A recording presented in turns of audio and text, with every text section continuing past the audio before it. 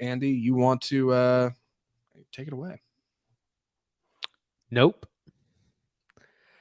So this is the third entry from director Jordan Peele, who of course made Get Out and Us previously. This is a kind of sci-fi horror thriller starring Daniel Kaluuya, who was in his first film, and Kiki Palmer. They play Hollywood horse ranchers. They have a horse ranch in the LA area, and if you need a horse to be in a movie, they're the guys to call. And they come from a very long and storied line. This has been a family business for generations. At the very beginning of the film, OJ Senior. So sorry, Daniel Kaluuya's character is called OJ. Yes, so I'm young trying to think horse ranch owner OJ. Yeah, Dan right. Kalia. His father, played by Keith David. The very beginning, his father is mysteriously killed by something falling from the sky, which appears to be like hail. We don't really know. There's just kind of and it's a bright day, very mysterious. Something hits him in the eye. This is all in the trailer, by the way. And he's mysteriously killed. They don't really know why. And OJ Jr. or OJ Haywood is left to kind of look after the ranch, which is in some financial trouble. They need to either score a big movie, or he's got to kind of sell some horses, or they're in danger of having to sell the ranch, which he does not want to do because this is a legacy of his family. Kiki Palmer plays his sister, Emerald Haywood, who kind of has her own thing going on. She sings, she dances, she acts. She kind of does it all. A bit of a kind of a space cadet. She's a little bit everywhere. It's good to, yeah. But she's a fun character. But they're kind of in a dire situation, and one night they kind of catch a glimpse of something mysterious in the clouds, which we see very early on, are told is basically a UFO. There's something floating in the clouds, something that is apparently is hungry and wants to eat, or is taking, their horses are disappearing. Meanwhile, we also have a character, Ricky Jupe, played by Stephen Yeun, who's the rancher next door, and who's a former child star, and who has his eyes set on the ranch and has this whole kind of mini theme park going on. And kind of, sorry, the last important plot point that we have to talk about is that their plan, unlike most kind of alien invasion movies, is to capture this on film. They said, we need to capture this UFO, sell it to Oprah, sell it to the tabloids, so we can be rich, and so we can save the ranch. So it's a very kind of grounded plot. We got to save the ranch by getting some footage of this crazy alien spaceship. So a lot going on. That's our setup. Zach, what'd you think? I think Nope is excellent. I really like Nope. Nope's really good. Very excited to talk about it. Andy, I gotta be honest. I think I like Nope so much. It's gonna be one of those reviews where I just keep wandering in conversation. Don't be afraid to round me off. Bring me in. Mm-hmm. We gotta do broad strokes, no spoilers, which will be a challenge because there's so many cool things to talk about in this movie, but I don't want to give any of it away. Jordan Peele has put out a really fun film. I really like Nope. I've seen it once. We went and saw it opening night. You very quickly went and saw it again. Yes. I caught baffling. It's rare this happens. I caught a second screening in IMAX. Yes, within the next day. Yeah. Part of this film has been shot with IMAX cameras, so there's some big full screen IMAX scenes. Yes, and I definitely wanted to check that out. Yes, one of the early reviews I saw said Jordan Peele tackles spectacle perfectly in Nope. These large sweeping scenes, big wide camera lenses out in this tremendously large valley where you've got a ranch house and horses and horse pens and an arena, and then you got a whole other cowboy town set up across the way. Stephen Yeun's character's got the setting of Nope is really charming. This sun-baked, sun-baked valley where something is amiss, something's off, right? Something's not quite right. Often things that events that lead to violence, like Keith David's character getting iced in the opening minutes. And these characters have to just kind of try to suss out what's going on out here. And as soon as they get an inkling for it, they decide, we have to capture it, like in a digital format. Though we have to catch a something about it. Like we have to get proof. We have to figure out what this thing is, and then tell all the world. Uh, fascinating, fascinating setup for a horror movie. Yeah, absolutely. The plot is one of the things I really enjoy about this, is that it's a very grounded thing. It's like our problem is financial, which I think a lot of people can relate to. And other movies would go in very different directions here. In this, it's very grounded. Like we got to go viral. We got to post this. We got to get on national television. Yeah, Nope features some subversive logic in its plot, right? Like rather than flee uh this kind of oddness that's happening, this strangeness that's happening out in this valley where this horse ranch is, our characters decide to stay and try to, like I don't want to say interact. That's incorrect. That sounds like an exchange, like something out of Arrival. No, like they're just trying to basically, capture a Yeah. glimpse, something, right? Find out more, right? Like they dig deeper into their situation, and Peele does this in Us as well. Like this family with children, like rather than run to the police or like flee their neighborhood, like they stay and go check on their neighbors. And Get Out doesn't really do that. I mean, I guess you could say Get Out does it too. A character stays in a situation they already know is dangerous. Peele makes that leap in logic, like Martin Scorsese leaves, clumsy editing in his movies. Like he's going for tone, and he's setting up situations that are like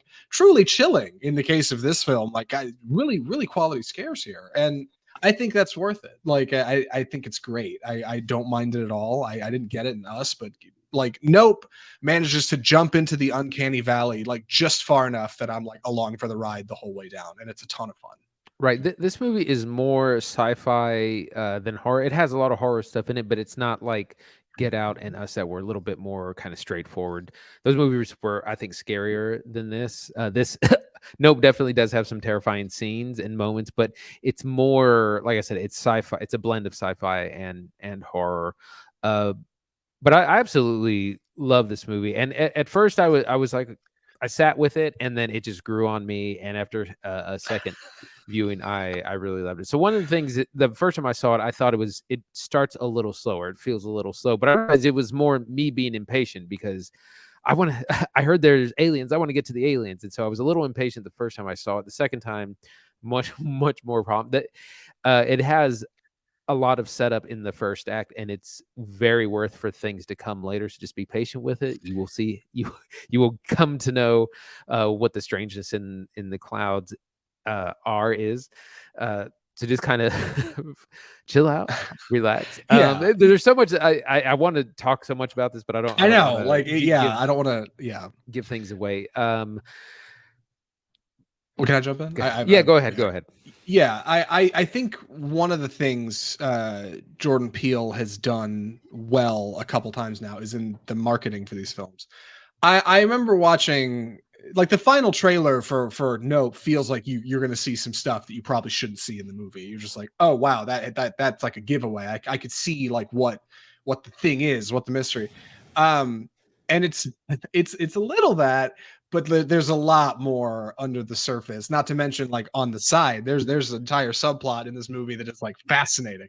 That I've seen a ton of people on the internet get on and be like, "Hey, what is this about? Why is this in here?" It's really cool, like subwriting with tone. And the trailer for Nope does not give away as much as I think you would think. This happened with Us as well. Like Us reveals in the trailer that there are like doubles of these characters, and they're violent and they're crazy, right? And that's scary to this family. But like that's like the first act of Us. Like there's so much more going on that is not in that trailer. And this fortunately features that very same kind of energy. Like if the trailers is a really great tease for what's to come in this film without giving away too much. Right. Part of what I think is really interesting about this, because I realize I can't really talk about a lot of the plot without giving No, too you much, can't. too No, you much can't. away. Yeah. I want to talk about some interesting themes. So the movie opens with a seemingly unrelated scene of a 90 where told about a 90s television show that the character Ricky Jupe, played by Stephen Yeun, was featured in. He's a former child star. This is the show he was on, called Gordy's Home. And there's kind of a tragic incident that occurs that seems a little unrelated, but you kind of learn more about that later. But it's a fascinating kind of idea of man's relationship to nature and man's exploitation of nature for profit, and the kind of disastrous consequences that can have. This reminded me a little bit of Jurassic Park in that way, about again, man trying to control things he has no business attempting to control. But there's fascinating themes like that in this movie: exploitation, race, and culture, which are always big themes in Peele's work. Greed, hubris, those good things. Yeah, just a lot of fantastic thematic work as well. And the movie's a lot of fun. There's good scares, there's exciting moments, and like I said, in the course of this, I realized I really can't talk about a lot of what goes on. You kind of have to find out for yourself. Yeah. Additionally, like as soon as the movie was over, Andy and I both leaned out of our seats and looked at each other like, right, like, thumbs up. This is great. And Andy said, he said, okay, quickly, thieves. He said, man versus technology, and you're right. And it doesn't really feel that way a lot because the horse ranch is very old school. Like it's very Western inspired, Ennio Morricone soundtrack, like very very classic. But this idea is present throughout this movie of like the exploitation of in film animals by Hollywood and by movie making and by this idea of people being captured and immortalized forever in film and television and Hollywood, what have you. That's present in this movie in regards to our horses and our horse ranch, and that's a really really neat undercurrent theme because it gives the whole film like this grounding and tone. Like it makes everything feel like it's building towards a larger lesson, a larger moral, and the movie doesn't spoon feed it to you. I think it's a big part of the reason a lot of people have been confused about the Gordy's home subplot. A lot of people have said it doesn't make sense. People have slammed the movie for it. It's nonsense, they've said, and I think that's really silly. I think it's really silly. Like it's very intentional. Like Peele knows what he is doing. This is an artist painting a picture. He is not smattering paint on a wall. Like this is These are intentional brushstrokes. Like what's happening here is very focused, and I think it works really well because of our cast. Daniel Kaluuya plays this very quiet, like introspective horse rancher who loves his dad, who now has responsibility thrust upon him to save his family's legacy in this horse ranch. His sister has moved away, but obviously she still very much cares for her brother because that's where they grew up. She is on her phone, like she's hustling. She's got plans, played brilliantly by Kiki Palmer. God, she's great in this movie. Stephen Yeun is like this surprisingly innocent guy. Like he's basically their like hapless neighbor down the valley who's got this like fun country western thing set up for the kids to come out, like, and have, I don't know, country western days, a little amusement park with a couple little kiddie rides, like, and also you've got Brandon Pereira who plays this like really odd guy. I'll be honest, I didn't love what he was doing in this movie. I couldn't get a read on his character, but by the end of the film, all of these characters have like emotional value and context, and you care about what happens to every one of them, even the one I didn't like that much. And that happens because these characters are like really grounded in performance and really humble and uniquely human. I love that OJ constantly feels like he has to back off from situations that are frightening. Part of the reason the film is called Nope is because Jordan Peele said it's exactly what black people should say in movies when they see something horrifying. Just go, nope, and just get out of there, right? Like just bail. And it happens a couple times in this movie. It's part of OJ's character that he is like, not a coward per se, but meek, and he's quiet, and like he doesn't want danger, and he doesn't want like he just wants to get out of there, man. And that ultimately leads to like a turn in the third act for his character. Like it's such a small idea that's grounded like in the very title of the film, and it's funny. it works as a laugh and a character flaw. Like it's really great. And that's just like one really particular example that I don't think gives too much away. Yeah, the other thing I want to mention is this movie is very kind of secretly a Western. We obviously have some Western themes, like there are these horses, they're on a horse ranch. Ricky Jupe next door has his park is called Jupiter's Claim, and it's a whole country Western theme thing where they have like horse shows. But the movie is more than that. It embraces a number of Western ideas, kind of tropes and things that you've seen from Westerns that you don't really see in a movie that aren't that, but it very cleverly weaves them back in, and we have a very Western inspired soundtrack. Like it sounds like the old spaghetti westerns of Sergio Leone, scored by Ennio Morricone. Like it has that kind of sound for very good reasons, which you'll see if and when you see the movie. But that was a nice surprise. It's there, and it has those things. You got the good guy, the bad guy, the town, the showdown, these kinds of elements. Yeah. Regarding like cinematic inspiration, I think it's worth mentioning. A lot of people have compared this to Spielberg, which I think is pretty accurate, man. Like I really do. Like it's not like J.J. Abrams making Super 8 Spielberg, but That's the copying way, Spielberg. right, yeah, that was produced by, that was like J.J. Spielberg pulling J.J. under his wing, like pulling him right out of film school. Come on, kid, I'll show you how to make a movie. Like that's what that was like, which is great, that's fine. But this is a different sort of beast. Like our mystery in the clouds, our thing, our characters keep looking up at, trying to see. It plays like Jaws. Like you don't get a whole lot of like good looks at this thing, at least to start. And you're just catching it like a fin in the water, right? In the ocean. Like you just a glimpse of something, you'll see something off frame. And it feels like the first couple acts of this film with like a unique paranoia. Really, the whole movie. Who am I kidding? Like it rides the whole way through. And uh that's able to happen because of like basic horror techniques, like something you see in Jaws, Spielberg, or like Tremors, or even the Blair Witch Project. Peele talked about in interviews that like he thinks sometimes it's scarier when you don't see the monster, right? Like sometimes just the idea of what could happen or might be there is enough to suspend your disbelief and bring you in and really spook you. And that works like masterfully here. And additionally, I think there's a lot of inspiration from like something like M. Night Shyamalan's Signs. There's no scene in this movie where a character like goes to the library and they're like looking through old newspapers and looking up like aliens, like UFOs, and like reading about them. The movie knows what an alien is. The movie knows what a UFO is. And just like Signs, like you'd see a hand of an alien in a cornfield or something. Like they don't have to have anybody explain that to you. Nobody's gonna spoon feed, well, that's an alien, and that could have been a no.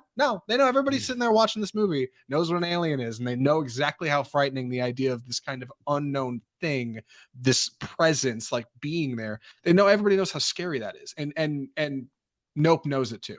Like Nope knows it perfect, and it exploits like these elements of sci-fi horror and blends them with like a uniquely Western setting to create something that feels really original, even though it retreads on a lot of really basic cinematic concepts. It's fantastic. It takes building blocks from what came before and puts it into an entirely different shape. I love it. I love Nope. Sorry, Andy. I know I'm just Yeah. No, those comparisons to Spielberg are apt, and it's not to say that Jordan Peele is the next Spielberg. He could be, maybe in 10 years, maybe in a few more movies, maybe he will. But it's definitely warranted. And this movie does have, like, if you think of the great Spielberg films and set pieces, thrillers, like I said, it reminded me of Jurassic Park, the thrill that is in there, Jaws, Close Encounters. Close Encounters. Yeah. Oh yeah. I mean, Indiana Jones, like they knew when when they were making those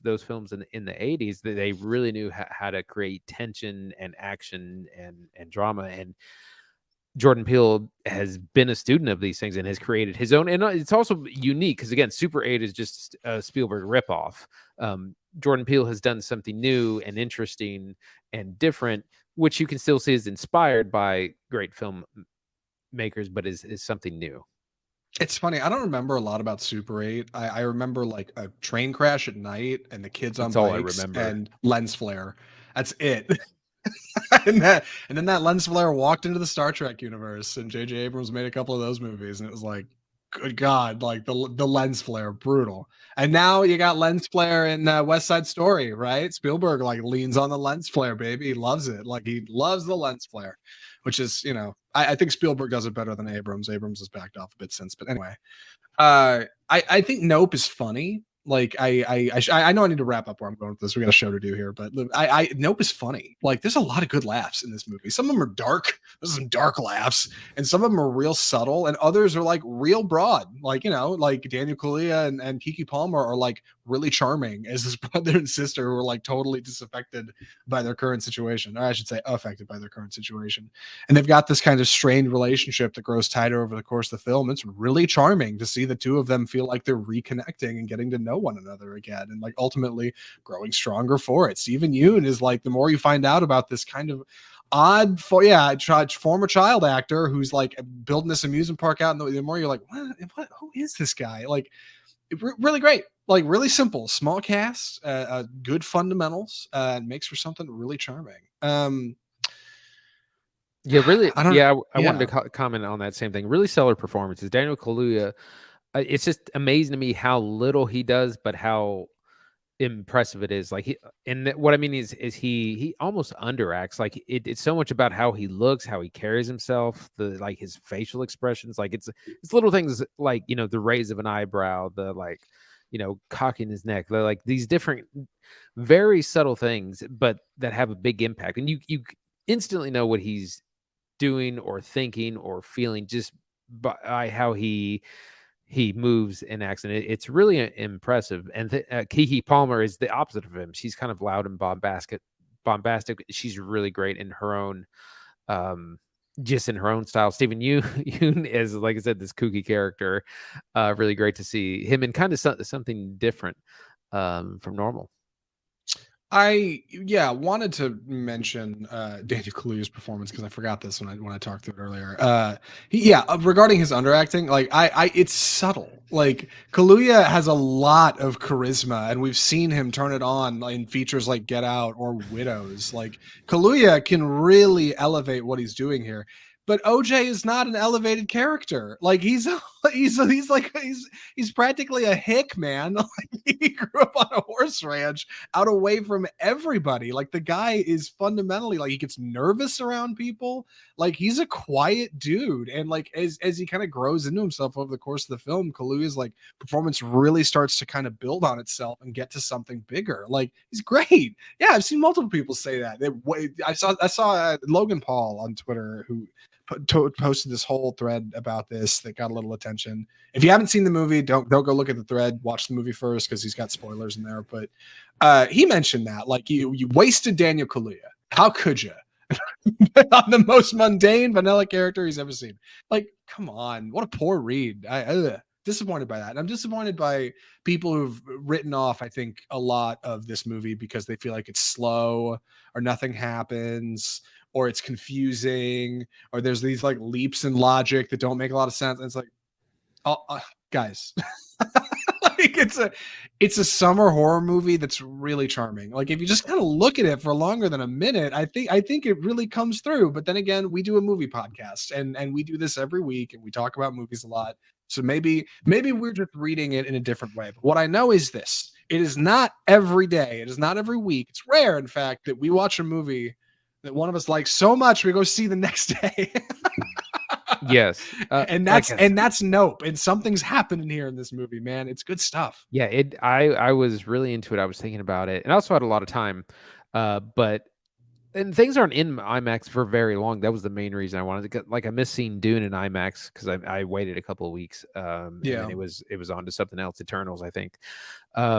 But yeah, I really enjoyed it, and I was like, there's probably a lot that I missed. And sure enough, like there's a lot of really important things that happen in the first act that you're not going to realize are important on your first viewing. So it's a movie that gets even better with subsequent viewings. And like I said, some of the action scenes are filmed in IMAX, so you're going to get that big IMAX screen and sound if you see it in that format.